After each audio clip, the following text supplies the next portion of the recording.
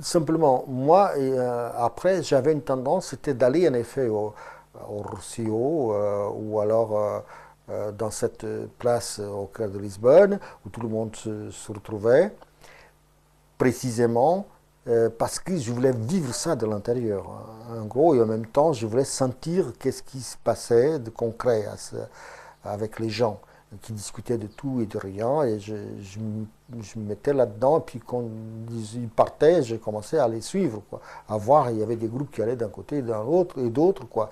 Et là, j'ai commencé à retrouver la configuration des institutions qui étaient en place. C'est-à-dire ce qui était du Parti communiste, ce qui était du Parti socialiste, ce qui était de l'extrême gauche, parce qu'ils ne partaient pas tous dans les mêmes directions, il n'y avait pas tous les mêmes objectifs. Puis il en restait toujours un tas qui discutaient sans cesse. Mais les autres qui partaient, ils revenaient, ils avaient des actions à faire. Et ça, c'est extraordinaire parce qu'il y a beaucoup de choses qui ont été faites. À ce moment-là, je me suis trouvé à occuper la radio, par exemple. Je me suis trouvé dans des situations de ce genre-là,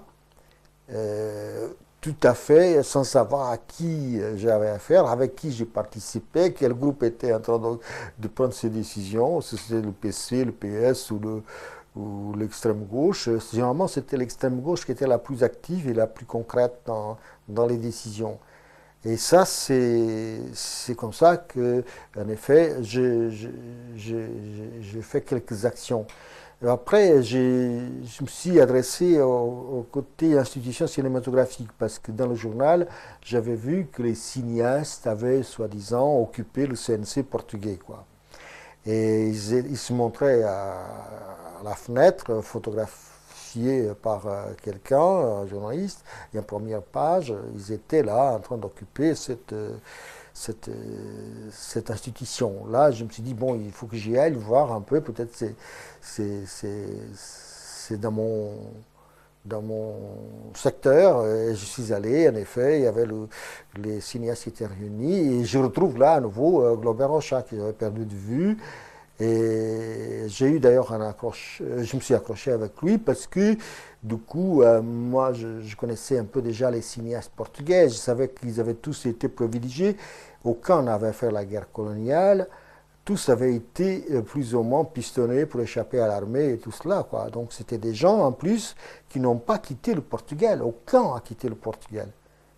Aucun s'est expatrié du point de vue position politique ou du point de vue pour fuir à l'armée. Non, tous étaient restés là-bas et tous avaient eu des bourses du fascisme pour faire ces études. Et en gros, ils étaient suffisamment protégés. Une autre chose qui les caractérisait, c'était d'être plus ou moins presque tous de même âge, euh, à peu près le mien. Donc il y avait beaucoup de gens de ma génération qui étaient partis, eux, ils étaient restés. Une autre chose qui les caractérisait, c'était, bien qu'ils se démolissaient les uns les autres, en même temps, ils avaient une sorte de complicité qui faisait qu'ils se trouvaient tout le temps ensemble et défendant les mêmes intérêts. Alors, le fait qui les caractérise tout de suite après, c'est que 4 ou 5 jours après la suppression de la censure cinématographique au Portugal, des cinéastes ont fait une déclaration en disant que si la junte avait l'intention de reconstituer la censure, qu'ils se proposaient eux-mêmes comme membre de cette commission de censure, ce qui m'avait vraiment révolté. J'étais insulté un de ces gars que je connaissais un peu plus de près, quoi. Mais en même temps, ça montre leur nature, au fond. En gros, ils n'étaient pas préoccupés pour d'autres choses. Ils voulaient à la fois être institués en tant que pouvoir reconnu par les nouveaux maîtres du pays. Et alors, est-ce que tu te souviens de noms parmi ces cinéastes, puisque il doit y en avoir qui ont ensuite fait des films connus? Tous.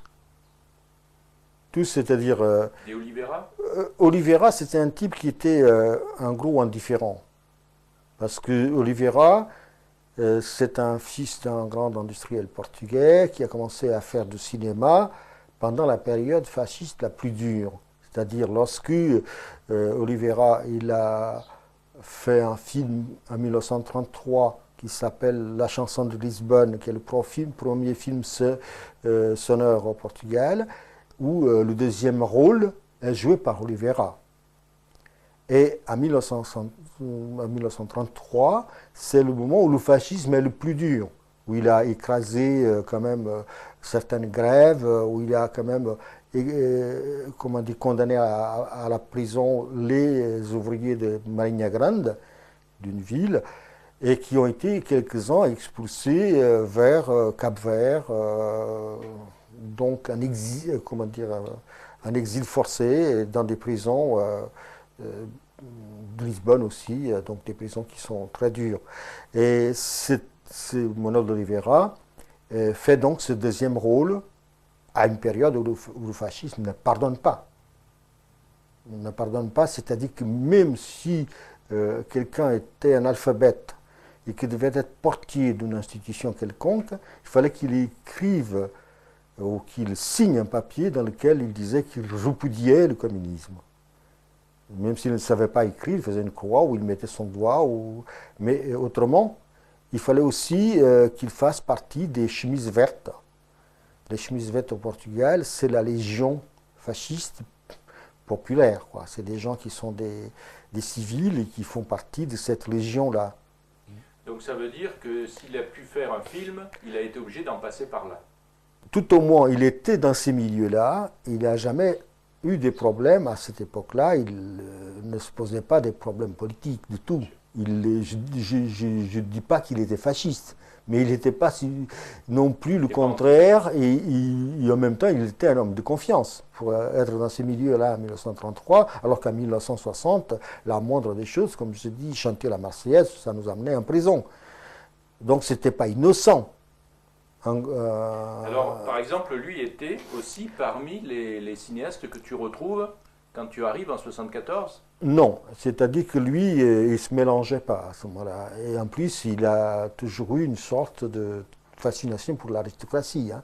Il se prétend défendre les intérêts d'une conception de la société proche de l'aristocratie. Il se dit aristocrate. Quels sont les cinéastes que tu rencontres quand tu arrives là-bas? Alors, c'est ceux de ma génération. C'est Seixas Santos, c'est Fonseca Costa, c'est Antonio da Cunha Teles, avec qui j'ai fait un film comme acteur principal, dont tu as vu peut-être quelques images.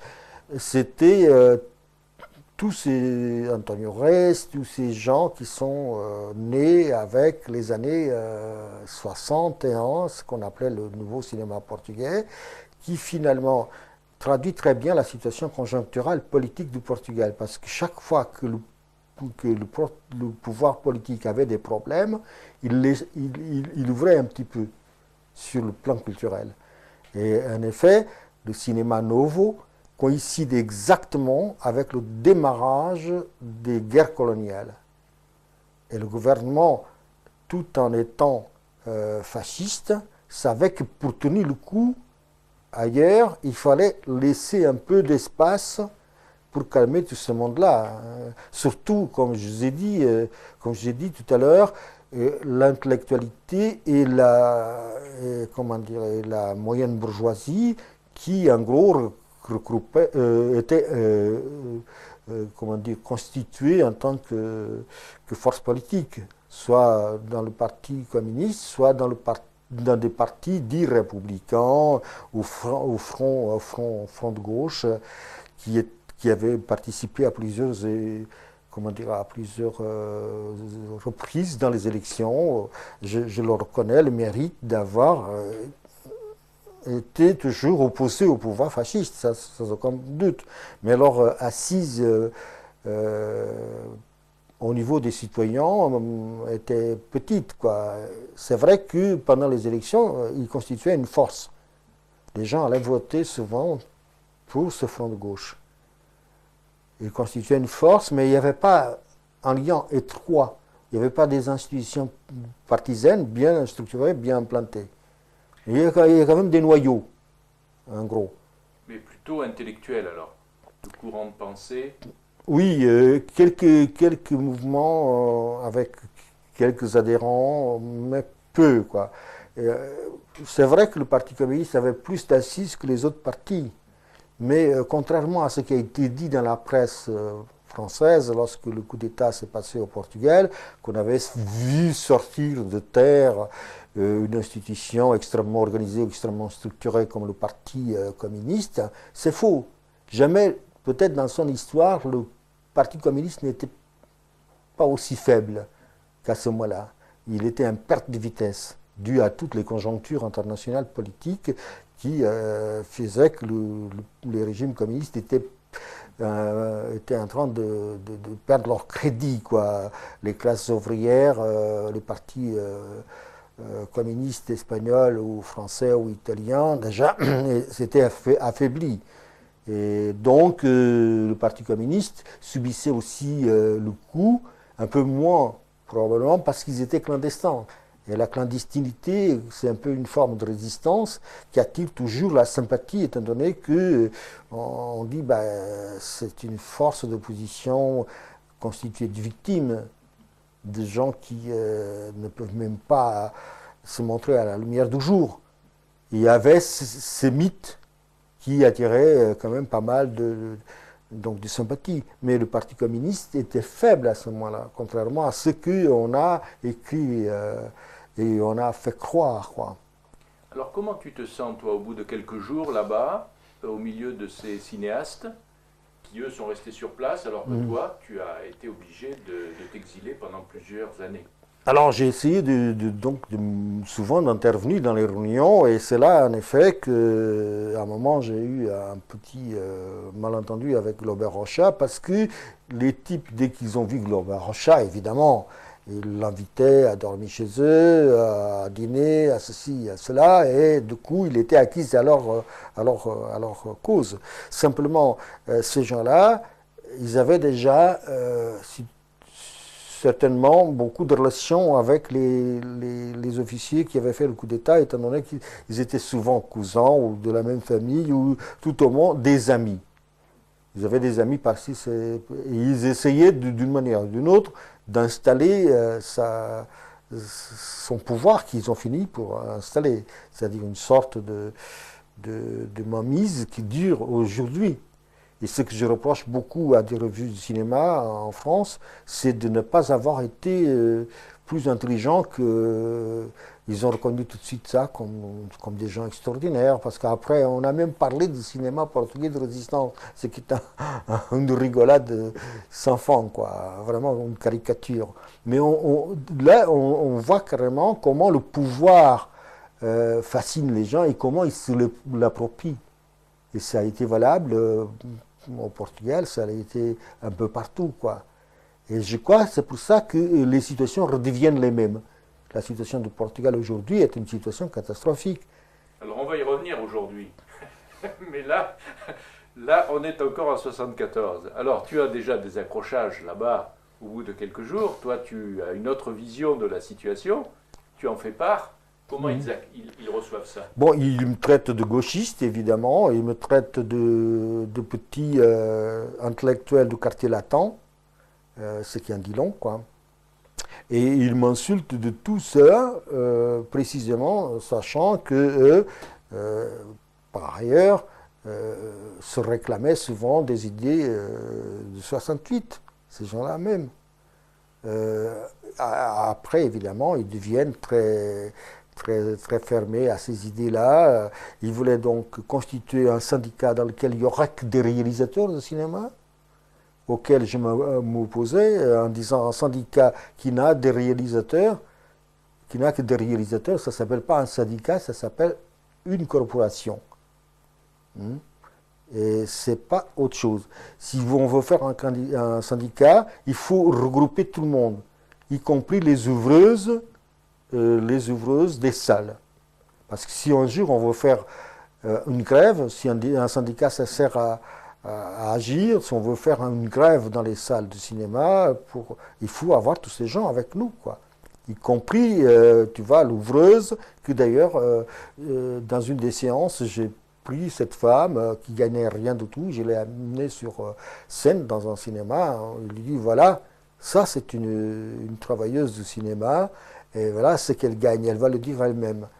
Évidemment, j'étais pris immédiatement pour un gauchiste. Et en plus, il y a une autre chose aussi, c'est que ces gens-là, ils savaient, ils me connaissaient déjà. Hein, ils savaient déjà que j'existais, étant donné que j'avais fait un petit court-métrage qui avait été à la quinzaine des réalisateurs en 1971. Et donc, ils avaient entendu parler de petites choses comme ça. Le film était un film fait Alors, à la quinzaine des réalisateurs, à Cannes.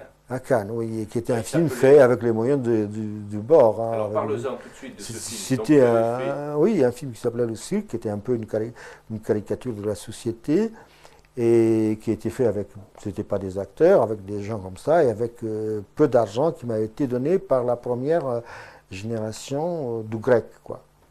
Et donc le petit film avait été un peu sélectionné comme ça, quelques films de grec qui étaient allés à la quinzaine des réalisateurs comme expression d'une nouvelle génération de cinéastes. Et donc, ils connaissaient ça. Ils savaient très bien que de tous les gens qui étaient revenus au Portugal pour des raisons de révolution et de coup d'État, le seul qui était dans la branche cinéma, c'était moi. Et le seul qui probablement pouvait légitimer quelque chose au milieu d'une situation dite révolutionnaire ou de changement social, c'était moi. J'étais compromis avec rien. Et eux, tout va, étaient restés là tranquilles. Et en gros, ils ont pensé, ça, ce mec-là, il représente quelque chose. Donc un danger, il faut l'abattre avant qu'il ne s'approprie pas l'appui d'un parti ou d'un autre et qu'on fasse de lui un drapeau. Malheureusement, j'étais détesté par tous les partis, y compris le Parti socialiste, le Parti communiste et ainsi de suite. Alors, Parce que comment j'étais un ancien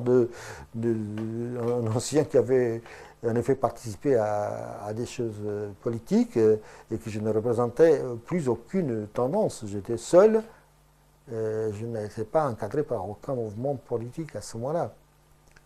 Ceux qui étaient présents, quoi. Oui. J'avais participé à des groupes. Est-ce que tu étais encore au Parti communiste français au moment où tu... Non, non. C'est-à-dire que le Parti communiste français, je l'ai largué à partir des années 71, précisément 72, 73 même. Peut-être tout de suite après le retour de Pologne, tous les contacts que j'avais étaient rompus. Même, je dirais même par rapport à des mouvements politiques portugais, clandestins, de groupes qui à Paris existaient. À cette époque-là, j'ai retenu à nouveau des contacts, mais ce n'était plus la même chose. J'étais plus du tout comme avant, et heureusement, parce que beaucoup de ces copains qui ont fait de la prison, qui ont descendu au Portugal et qui se sont fait tout de suite prendre soit à la frontière, soit un peu plus loin, appartenaient à des groupes auxquels j'étais lié à Paris et j'avais pris une sorte de distance par rapport à ce genre de choses du fait d'avoir été dans les pays communistes. Et ça m'a servi parce que je voyais plus clair ces enthousiasmes, souvent si tu veux, mal préparés, de coups qu'on allait faire là-bas et qui n'étaient pas tout à fait convenablement préparés, et de savoir que ça se discutait souvent dans un café qui s'appelait le Luxembourg, en haut du boulevard Saint-Michel, où en effet des gens de la police portugaise étaient infiltrés. Donc j'avais un peu pris des distances à ce niveau-là. Et là-bas, évidemment, j'ai pas tout de suite eu le réflexe d'aller m'accrocher à tel ou tel parti. Donc je voyageais un peu parmi le peuple, quoi. Et je me trouvais parfois une après-midi dans ces histoires d'assemblées de cinéastes, et puis le reste de l'après-midi dans le Roussi, où tous ces mondes-là se groupaient, et souvent je participais à des actions sans savoir à qui j'étais vraiment lié à ce moment-là. Alors tu restes combien de temps alors à peu près là au Portugal? Tu restes une semaine, 2 semaines, tu restes combien de temps? Oh, je suis resté à peu près presque un mois, puis je suis revenu et je suis reparti à nouveau. Parce que quand je suis revenu ici, je me suis dit, il faut que je parte là-bas pour une raison très simple. C'est que cette révolution, ce qu'il y avait de révolutionnaire, ce n'était pas les partis. mais les gens qui s'étaient emparés d'une certaine joie d'exister, de pouvoir faire ce qu'ils n'avaient jamais fait, et il y avait de tout. C'est-à-dire, par exemple, il y a une hécatombe de divorces extraordinaire à ce moment-là. Il y a des gros conflits à l'intérieur du Parti communiste, par exemple, où les femmes des communistes même acquièrent une certaine liberté. Ils étaient là avec des hommes. Il y avait tous les rapports sexuels qui intervenaient là, de séduction et tout ça, qui faisait qu'il y avait des maris jaloux, des femmes qui subitement se disaient oui, mais je suis encore belle, je peux peut-être encore séduire, qui prenaient des décisions et tout ça. Ça a été vraiment la grande révolution, c'est passé dans ces choses-là. Dans le fait, par exemple, qu'un jour il y avait une grève à Lisbonne, qui était une grève de la restauration et que personne ne pouvait aller manger au restaurant et tout ça. Et tu voyais des bonnes dames bien habillées, chic et tout ça, sortir du bureau, aller dans une boutique, acheter du pain et du jambon et aller s'asseoir dans un banc de la place ou de l'avenue en train de manger, quoi. Comme le font les clochards. Alors il y avait toutes ces scènes-là qui étaient extraordinaires. Et puis les débats qui ça a soulevé, des gens qui n'avaient jamais pensé en termes politiques, en termes d'autres, qui se disaient, mais oui, mais moi j'ai aussi, les femmes surtout, elles ont beaucoup bougé, on a aussi le droit, il y a tout de suite un mouvement des femmes qui s'est un peu constitué, il y a eu des grèves extrêmement intéressantes, par exemple des grèves qui ont été condamnées par le Parti communiste, qui étaient des grèves faites par des femmes qui travaillaient dans l'industrie des fabrications de chemises, qui d'ailleurs étaient des usines françaises, qui étaient des patrons français qui étaient là-bas, et elles fabriquaient juste les chemises qui revenaient ici, en gros, quoi. Et là, il y a eu tout un remue-ménage à ce niveau-là, c'est-à-dire au niveau des rues, de tout, quoi, des gens qui sortaient de chez eux, ils se mettaient à discuter avec la voisine sur les problèmes du moment, sur tout ce qui... C'était une véritable... Je pense que la grande liberté du Portugal a été précisément dans ce temps-là. Et je pense que le moment où c'est extrêmement intéressant parce que le moment de grande créativité se passe dans ces moments-là. Je l'ai vu après lorsque en Espagne il y a eu la Movida. La Movida, c'est la même chose. Lorsque le régime tombe, le franquisme tombe, il y a tout un moment de créativité qui a duré une année, pas plus. Au Portugal, c'est aussi ça. C'est-à-dire, au fond, on a l'impression que moins il y a de pouvoir, plus il y a de créativité dans les gens du peuple, dans les gens en général, et plus il y a de changements de mentalité, de comportements nouveaux, d'inventions à tous les niveaux. Et c'était une fête permanente.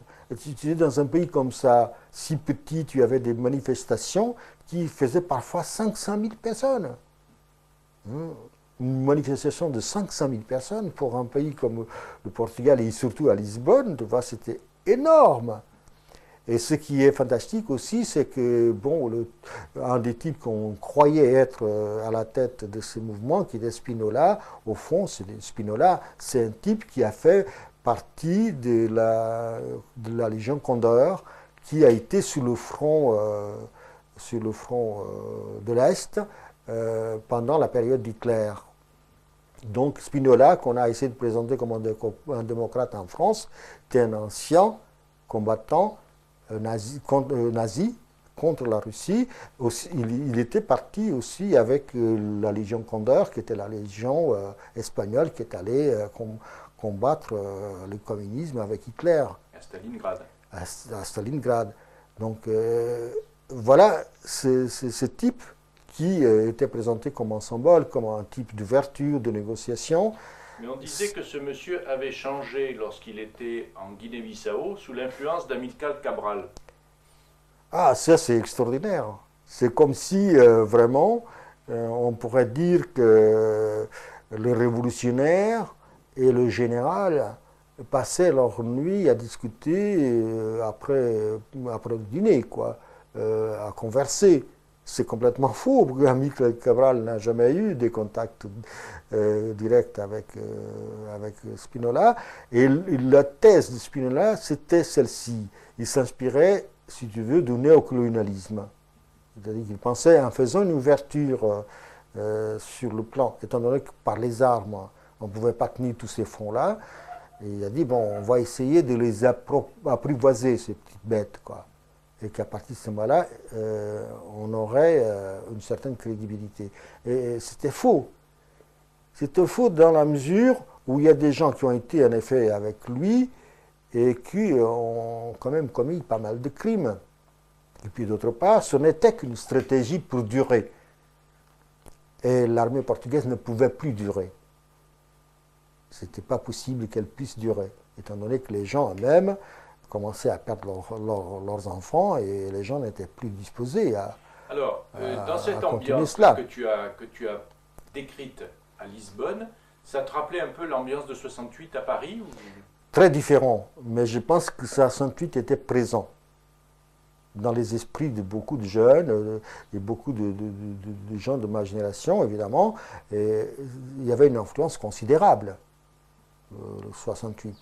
Et simplement, la mouvance était différente, parce que le Portugal était dans une autre situation que celui de la France, et les gens agissaient d'une manière un peu semblable, parce que c'était quand même assez pacifique ce qui se passait. Il y avait des gros affrontements, des débats, de tout un tas de choses, des occupations d'institutions et autres choses.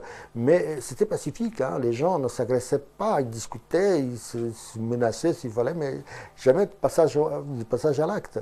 Il y a une chose extrêmement intéressante qui définit clairement l'esprit de ces gens-là, c'est que Spinola a tenté de faire un discours pour le peuple. Il y avait donc une manifestation énorme, et le discours de Spinola, il est arrivé donc à la fenêtre d'un ministère, il commence à parler un peu comme faisait le général de Gaulle, avec des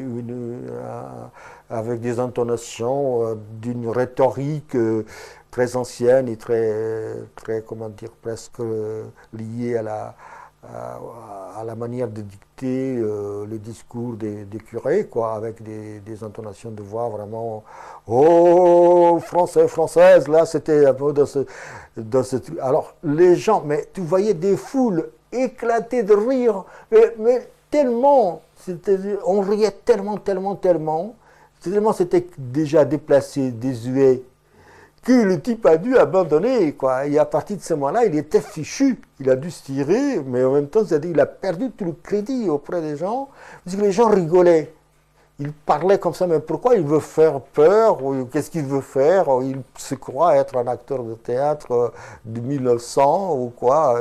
Tout le monde rigolait, mais vraiment rigolait parfaitement. C'était fini, hein. C'est pas les communistes qui ont liquidé Spinola. C'est lui-même, avec son côté complètement caricatural, en voulant imiter la voix et la diction de général, tout en sachant que, sans savoir que, entre-temps, le temps avait passé et qu'on n'entendait plus parler comme ça et qu'on s'en foutait de ce genre comment dire, de manière de présenter les idées, quoi. C'était plutôt ridicule. Et ça a caractérisé, c'est-à-dire tout ce qui était manifestation du peuple. Il y avait quand même un côté rigolade, fête, amusement. C'est-à-dire c'était une communication très directe, très forte, quoi. C'était vraiment quelque chose de l'ordre du vécu. C'est pas de l'ordre de la représentation, parce que généralement, ce qui se trouve dans les manifestations politiques, souvent, c'est des formes ritualisées avec des représentations. Là, c'était spontané, ça bougeait dans tous les sens, quoi. Et même les partis, ils couraient après. Et surtout, les partis ne s'occupaient pas du peuple à ce moment-là, parce que leur souci, c'était de voir ce qui se passait dans les casernes, ce qui se passait ils couraient tous après les généraux, les capitaines, savoir quel était le nombre de capitaines qui étaient du côté des communistes, quel était le nombre qui était du côté des socialistes, avec lequel le parti de droite pouvait s'appuyer. Donc ils avaient déserté carrément la scène du peuple. Le peuple faisait, si tu veux, ces initiatives et ces manifestations presque d'une manière spontanée. Il n'y avait pas d'encadrement, en somme, ils n'étaient pas encadrés. Non, ils étaient ailleurs. Ils couraient derrière les militaires, derrière la junte. Ils essayaient de voir qui avait dit quoi dans cette junte pour voir dans quel sens ça pourrait aller dans la politique, quoi. Qu'est-ce que les militaires allaient faire. On est toujours en 74, Manuel, donc tu as fait un premier séjour là-bas au moment du coup d'État. Tu rentres en France, tu repars, tu restes combien de temps là-bas cette fois? Là, je suis resté environ 3 mois. Alors donc, beaucoup Oui, plus de beaucoup temps. de temps. Et ce qui est intéressant, c'est que finalement, j'ai essayé de voir dans quelle direction et avec quel parti je pourrais fonctionner. Mais en même temps, je n'arrivais pas. D'abord, il y avait eu une flopée de partis nouveaux qui sont créés, tu vois, au moins une dizaine de tendances maoïstes, Alors les spontanément, trotskistes. tu essaies vers quel parti spontanément d'aller? C'est-à-dire que normalement, j'étais quand même prisonnier un peu des gens du Parti communiste parce que je me rendais compte que les amis que j'avais étaient ou des anciens communistes ou des anciens ou des actuels encore au Parti communiste. Et souvent, beaucoup de ceux qui étaient des anciens copains que j'avais connus à Paris, qui avaient fait la même trajectoire que moi, avaient regagné le Parti communiste.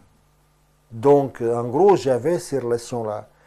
Mais ça m'a été gênant parce que ils étaient infiltrés dans les situations de travail de la culture et c'était à eux que je m'adressais. Et à ce moment-là, j'avais toujours des grosses difficultés.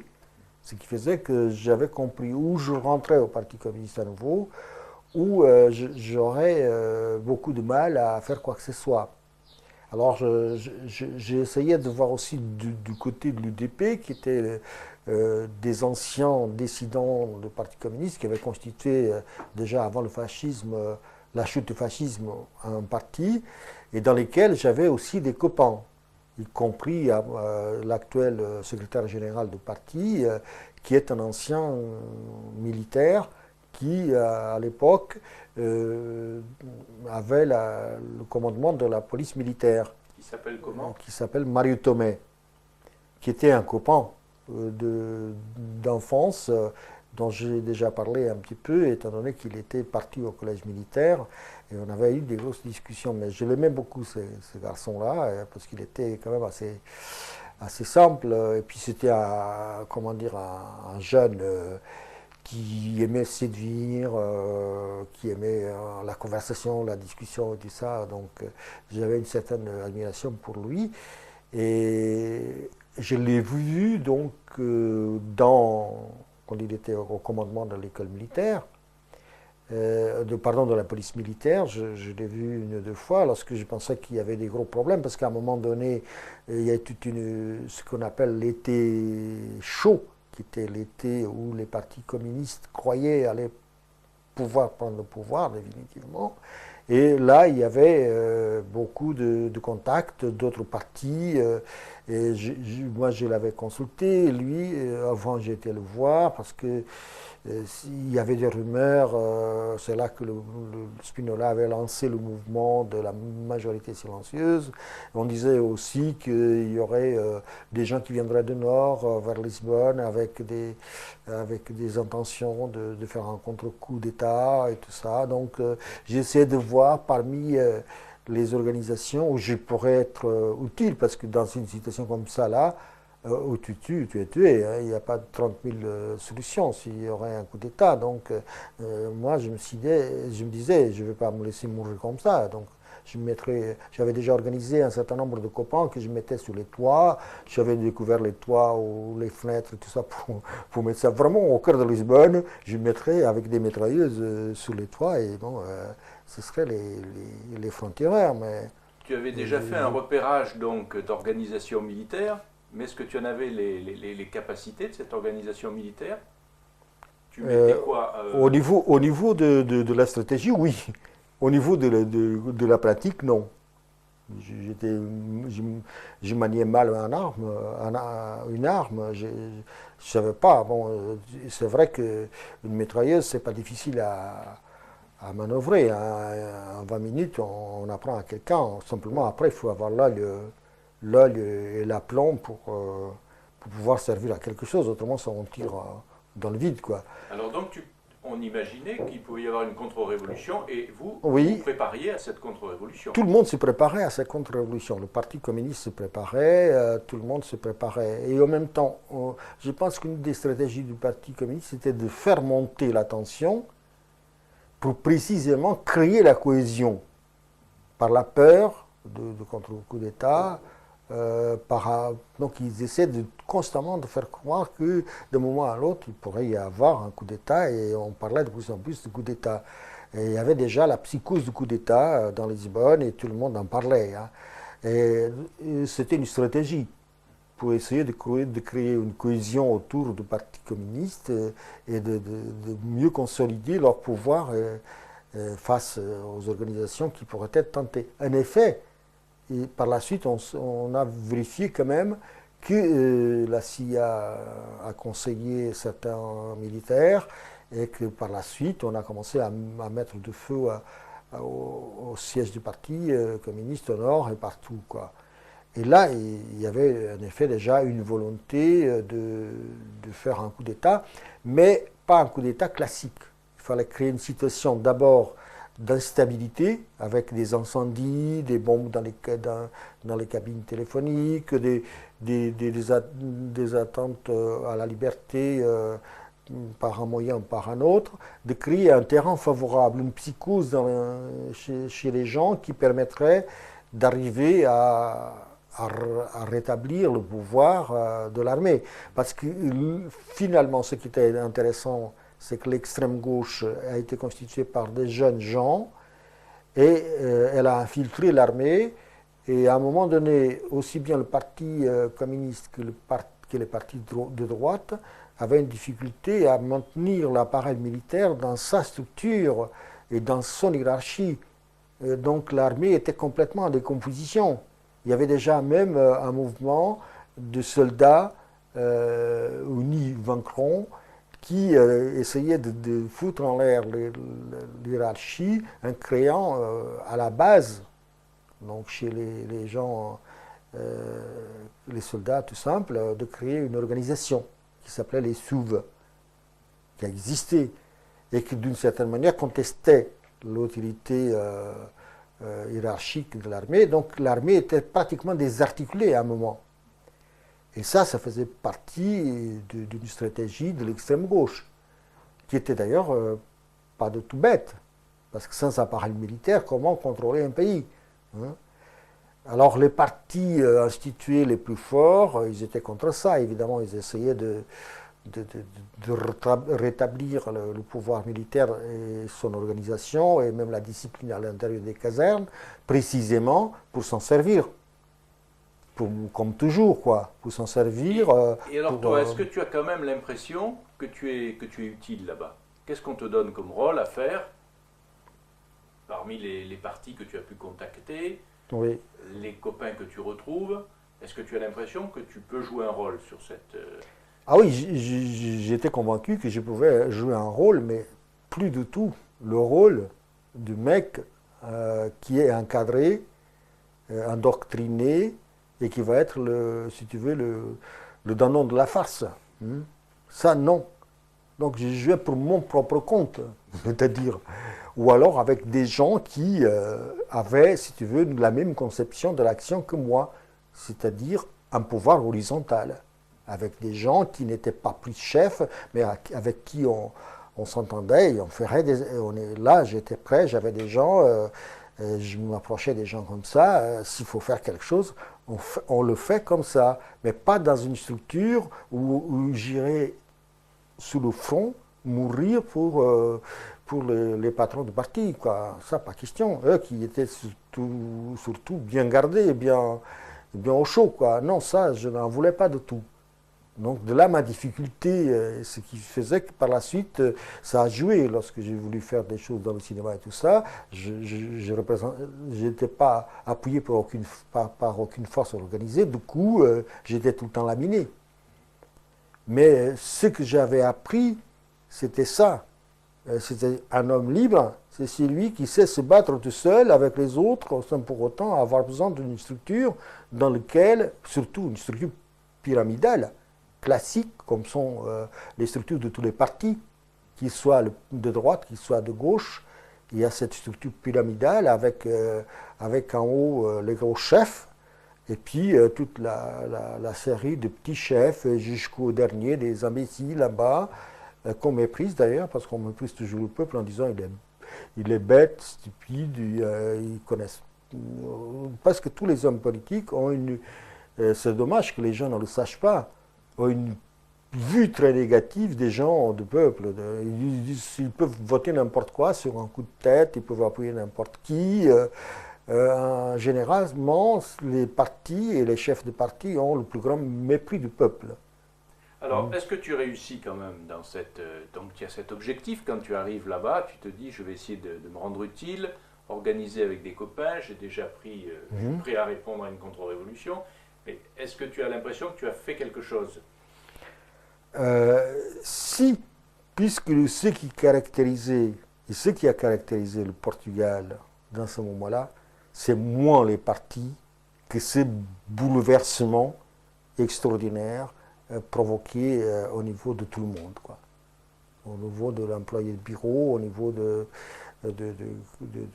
l'ouvrier, au niveau des gens de toute catégorie sociale qui à un moment se mélangent dans cette affaire-là d'une politique un peu spontanée, d'action spontanée. Il y avait plein d'actions spontanées, il y avait plein de choses qui bougeaient, il y avait en effet beaucoup de petits partis partout aussi qui apparaissaient, mais il y avait cette vague de fond qui continuait à laminer tout, quoi, à faire des grèves partout, à arrêter. Quand on n'avait pas besoin de partis pour donner des ordres, ça y allait, quoi. Et les gens se rangeaient entre eux dans une usine, ils partaient en grève, ils arrêtaient, ils manifestaient, ils créaient des assemblées, ils discutaient les coups. Il y avait plein de choses comme ça.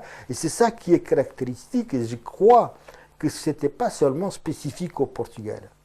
C'est spécifique de la situation que les Européens aujourd'hui vivent.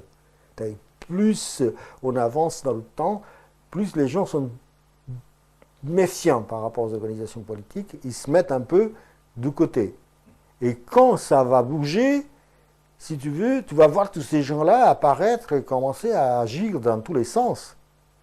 Et si tu veux, ça c'est un acquis extraordinaire qui, à mon avis, sort de mai 68, parce que c'était la formule de 68, c'était ça. C'est que tout le monde pouvait faire quelque chose. Et donc tout le monde se regroupait par des affinités, par des rencontres parfois inattendues, et faisait des choses. Donc là, tu te retrouves dans ton élément, tu estimes que tu es utile puisque tu arrives à participer à toutes ces actions, que ces actions font bouger les choses même à l'intérieur de l'armée. Et alors pourquoi à un moment donné, tu te dis je vais rentrer en France ou est-ce qu'on te met dehors? C'est-à-dire, voilà, il y a une chose qui est intéressante, c'est que le Parti communiste prend le pouvoir à l'intérieur du Centre national de cinématographie. Ils ont développé, soi-disant, la politique du plein emploi. Alors, je me présente, je veux aussi être cinéaste, donc je me présente comme réalisateur. Ils m'ont dit, non, non, non, toi, tu n'es pas réalisateur, toi. Tu vois, si tu veux, tu vas du côté des acteurs, parce que j'avais fait des films comme acteur. Ou alors, si tu veux, tu es technicien comme ingénieur de son, quoi. Et toi, ton salaire. Ben, je me suis dit, bon, moi, je suis fauché. Ou je rentre en France pour gagner de l'argent. Voilà, je ne peux pas compter avec mes sous ici, je n'ai plus. Donc j'ai dit, d'accord, je suis ingénieur de son. J'ai calculé mes sous, j'ai dit, bon, il faut vraiment accepter ça et puis on verra. Donc le lendemain, on m'a intégré à une équipe qui précisément allait partir avec l'école militaire, faire les célèbres campagnes d'alphabétisation et de politisation des campagnes, quoi. Donc on partait au nord avec tous les militaires, les élèves officiers et tout ça, et ils allaient faire, si tu veux, un travail de sensibilisation des populations. Et on a constitué une équipe, il y avait un ingénieur de son, c'était moi, il y avait un opérateur, et puis il y en avait deux autres mecs qui devaient se charger de problèmes de gestion et d'organisation, de conduction de voitures, tout ça. Donc on s'est donné un rendez-vous à 7 heures du matin devant l'école militaire. Cette équipe-là, le réalisateur n'était même pas présent quand on a décidé de ça. Et c'était un type qui était le responsable à l'intérieur de l'Institut portugais de cinéma, qui était un type du Parti communiste qui s'appelle Espírito Santo. Tu vois, bon nom pour être communiste, quoi. Saint-Esprit, quoi. Tu vois, là, je suis parti avec ce gars-là en disant, bon, demain on va se rencontrer là. J'arrive devant l'école militaire le lendemain à 7 heures du matin. J'attends, 1 heure passe, personne. À 8 heures du matin, mes collègues, futurs collègues, n'étaient pas là. Après, à un moment donné, ils arrivent, il fallait courir, et du coup, je me rends compte que ces gars-là, c'était des gars qui avaient plus ou moins essayé de travailler dans la publicité au Portugal. Et que de révolutionnaires, ils n'en avaient rien. Ils ne savaient même pas ce que c'était une idée de gauche ni rien, quoi. Donc on a commencé à travailler. Il y a tout de suite un qui a senti en moi le estrangeirado, donc ce qui revenait de l'étranger, qui d'une certaine manière était mal vu, surtout si ce n'était pas les grands chefs, parce que ceux qui étaient là-bas, du coup, ils voulaient légitimer leur pouvoir en disant, nous on est restés ici, nous on a résisté, c'est nous qui sommes les légitimes défenseurs de ce changement, c'est nous à qui revient tout le pouvoir, quoi. Donc en même temps ils craignaient les gens comme moi qui venaient et qu'on avait vécu tellement de choses à l'étranger que certainement on était beaucoup plus capables.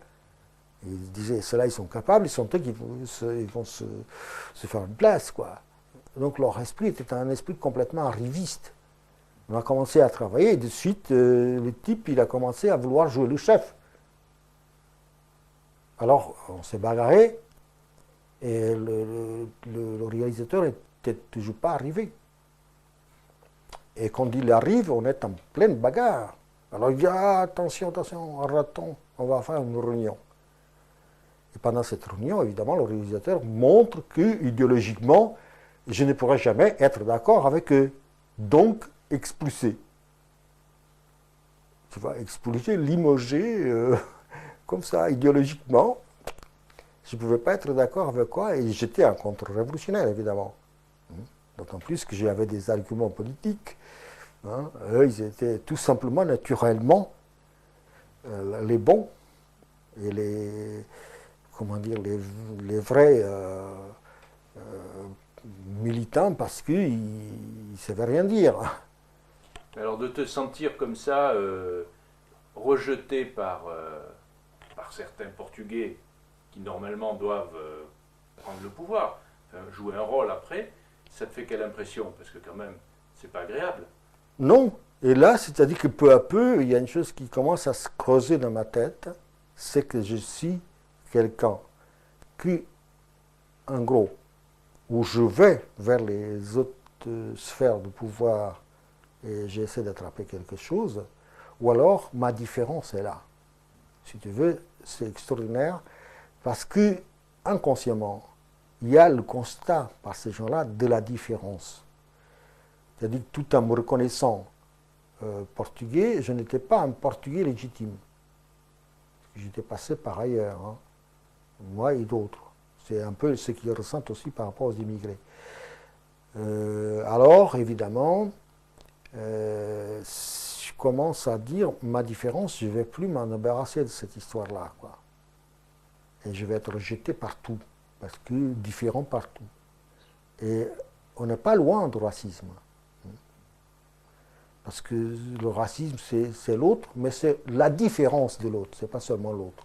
C'est la différence de l'autre qui fait qu'on est raciste. Parce que si l'autre est identique à moi, d'ailleurs c'est généralement ce qu'on demande aux immigrés pour s'intégrer, c'est d'être exactement à l'image du pays d'accueil. Donc c'est pas l'autre qui gêne, mais c'est la différence de l'autre. Et là j'étais carrément dans cette différence-là. Et je me suis dit, il y a deux choses. Je joue l'opportuniste et je vais entrer dans des partis, et je vais m'accommoder de ça, ou alors je ne vais pas faire mon feu ici, je ne peux pas pouvoir faire quoi que ce soit. Bien que encore la situation était tellement instable que ça ne pouvait pas tellement encore être décisive et définitive. Ce qui fait que j'ai pu durer dans cette situation-là. Donc j'ai quitté tout de suite ce plein emploi et je me suis mis dans l'opposition. Mais l'opposition que je pouvais trouver à ces gens-là, c'était les anciens donc, cinéastes dont je viens de parler, qui à l'époque n'étaient pas au Parti communiste, évidemment, quelques-uns en étaient, deux, trois, mais que de l'autre côté, c'était constitué en opposition à cette mainmise du PC dans l'Institut portugais de cinéma. Donc il y avait, si tu veux, des débats, des affrontements. Mais les autres, ils ne voulaient pas de moi non plus, donc j'étais isolé. J'étais en opposition, toujours isolé. Et par la suite, je viens à tourner un film. Ça a été le premier film qui a été fait sur les élections pour la Constituante, où j'ai fait un peu 35 000 mètres de pellicule dont je n'ai jamais vu après que quelques mètres, parce qu'au fur et à mesure qu'on tournait, j'ai envoyé tout ça à Lisbonne. Donc j'ai commencé, pour les premières élections, j'ai commencé par la campagne, par le nord, où il y avait déjà une force organisée autour d'un type qui s'appelait Galvão de Melo, qui était un militaire, qui avait créé le Front National de Libération de Portugal et qui avait sa base en Espagne, avec l'appui évidemment des fascistes espagnols. J'ai essayé de voir si je captais ce mec-là pour l'interviewer, pour le démasquer. En gros, j'ai monté au nord, où la droite était très implantée. J'ai filmé plein de choses, et à la fin, souvent, j'ai été même persécuté parce que les types s'apercevaient à la dernière minute que c'était pas clair. Parce que je jouais ma stratégie, et donc j'ai filmé plein de choses qui étaient envoyées à Lisbonne directement au laboratoire et dont j'ai jamais plus rien vu. Parce qu'après, les autres ont pris le pouvoir et ces films-là n'ont jamais pu être montés ni vus. Mais c'était extraordinaire parce qu'en même temps, je filmais les gens dans les petites unités de production, tu vois. J'étais vraiment là au fond de la société portugaise. J'ai interviewé aussi bien des bergers qui ne savaient pas que le Portugal existait, à qui je disais, mais le Portugal, dans la Serra da Estrela. J'ai demandé à un berger, mais vous pensez que le Portugal va aller mieux maintenant que le fascisme est tombé? Il m'a dit, mais qu'est-ce que c'est que le Portugal? Mais sincèrement, c'était pas il ne savait pas qu'est-ce que c'était le Portugal. Pour lui, dans sa structure donc de fonctionnement par rapport à son travail, pour lui, le territoire où il exerçait le pouvoir, or le travail, tu vois, rural, c'était son monde, son univers. Ce qui se passait loin, pour lui, la capitale, c'était loin. Et ces lois-là, il les ignorait même, quoi. Donc j'ai interrogé des gens comme ça, partout. Ce que me donnait, par exemple, des images extrêmement décalées par rapport à ce qu'on jugeait et à ce qui se passait à Lisbonne et au Portugal. J'en ai trouvé aussi un type qui laborait avec des bœufs, à qui je lui ai demandé aussi qu'est-ce qu'il pensait du Portugal et tout ça. Et pour lui, tout ça était très distant. Ils n'étaient même pas au courant de ce qui était en train de se passer. Ça caractérisait le Portugal de l'époque. Le fascisme avait tissé, tu sais, une sorte de clôture autour du Portugal et autour finalement des grosses villes. Et puis le reste, c'était même plus la peine de garder, sauf en Alentejo, où les travailleurs agricoles, comme j'ai déjà signalé, étaient combattants, gueulaient, on allait chercher des cars pleins de gens, on mettait en prison. Et alors, est-ce que tu en profites pour retourner dans ta région, justement, non. cette période? Non. C'est-à-dire, je ne reviens dans ma région que beaucoup plus tard. Tu n'as pas eu la curiosité d'aller revoir des amis, des parents? Non. C'est-à-dire que j'avais déjà un problème, c'était que rentrer dans ma ville, c'était reprendre contact avec mes frères, À l'époque, j'avais perdu tout contact. C'était reprendre contact avec les gens qui, dans ma ville, avaient pris position pour tel ou tel parti. Et je savais que là, je serais inefficace. Je ne pourrais être efficace là où on ne me connaissait pas. Parce que je l'avais constaté même avec les gens qui étaient rentrés de Paris avec moi à Lisbonne. Je l'avais constaté aussi avec les organisations politiques, avec les gens de cinéma et tout ça. Au fond, je n'étais efficace que lorsque je me trouvais avec des gens dans la rue où on faisait une action quelconque où on ne me connaissait pas. Et on me prenait par ce que je disais. Pas par la représentation qui se faisait de moi ou par rapport à des intérêts immédiats, comme dans le cas des gens de cinéma. Donc là, tu trouvais des gens, et des gens prêts à faire des choses courageuses. Et c'est ça qui est intéressant. Par exemple, un jour, toute l'ambassade d'Espagne a été complètement dévalisée. Tout est sorti par les fenêtres. La place d'Espagne était pleine, mais pleine de papiers. Alors, ceux qui sont entrés là-dedans, évidemment, c'est beaucoup d'Espagnols qui étaient venus au Portugal et qui étaient pratiquement dans une situation de réfugiés, quoi, un peu comme ça, et qui agissaient. Mais il y avait aussi tout le monde qui passait par là et qui, du coup, s'engouffrait là-dedans. Et que démontait tout, meuble, tout jeté par la fenêtre. Complètement. Tu vois, c'est la chose la plus belle que j'ai vue, précisément parce que l'Espagne, pour moi, ça compte. Il y avait encore le franquisme, alors. Il y avait encore le franquisme là, qui était bien puissant, là, et Franco aussi. On va garrotter même un peu plus tard des gens. Et c'était formidable de voir beaucoup de gens qui se sont précipités. Quelques-uns, c'était des gens comme ça. Et on vidait, tout cassé, tout jeté sur la place, quoi. Il y avait des milliers de papiers, il y avait des coups de vent, c'était joli, c'était même poétique à filmer. Il y avait des coups de vent qui faisaient voler des papiers très hauts. Et là, tu as vraiment la sensation de liberté, quoi.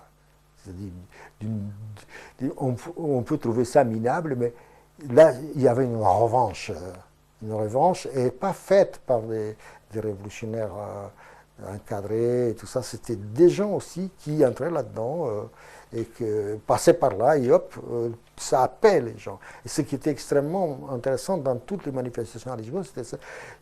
Ça commençait et puis ça se grossissait parce que l'énergie attirait les autres, quoi. C'est un peu comme un aimant qui attirait tous les éléments vers lui, tu vois. Et ça, c'était le type de comportement de l'expression populaire politique. Tu vois, il y en avait 10, au bout d'une heure, il y en avait 100, au bout d'une heure, il y en avait 1000, 3000, 4000, 5000. Ça fonctionnait comme ça, c'était extraordinaire. C'est cette particularité-là qui me fascinait. Et en même temps, les gens discutaient de partout. Et bon, là-dedans, on pouvait faire quelque chose à ce niveau. Évidemment, plus ça durait, la situation, plus il y avait des partis qui apparaissaient de tout genre, essayant d'encadrer tel ou tel groupe social, quoi. Ou les jeunes avec les MRPP, où tu vois, tout le monde essayait de faire ce que font les politiques. Créer une organisation et mettre les autres au travail pour eux, avec 3 ou 4 Manitou à la tête. Et les autres vont les porter en disant voilà notre chef, donc les journaux vont les interviewer, la radio va les interviewer, et du coup on met en exergue des gens comme ça. C'est pour ça que les partis sont nuisibles. Parce qu'en gros, ils sont toujours utilitaires. Ils sont toujours, si tu veux, au service d'un groupe qui va se taper tous ces gens-là en s'appuyant sur eux pour se faire élire. Il y a forcément dans ces organisations une perversion. Merci. Même si souvent les gens sont de bonne intention.